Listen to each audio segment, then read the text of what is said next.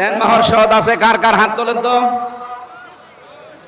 ও আমার বাপ তো হাত তুলছে না। আমার আব্বা ধরা খাবে। আব্বা কত আপনার দেনমোহর কত দেওয়া লাগবে আপনার?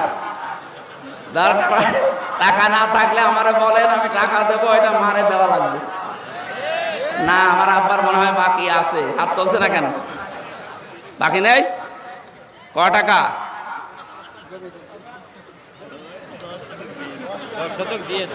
ঠিক আছে, আমি জানতাম 5,000 টাকা দেনমোহর হয়।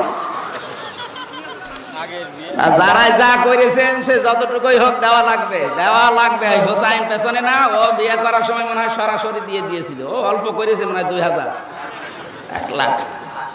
একটু বেশি করা লাগবে যার যে সামর্থ্য আছে। আর একটা জিনিস এই দেশে একটা ভেজাল চলছে, এটা বান্দার হক নষ্ট হওয়ার শামিল। এই যে বরযাত্রী দেওয়া,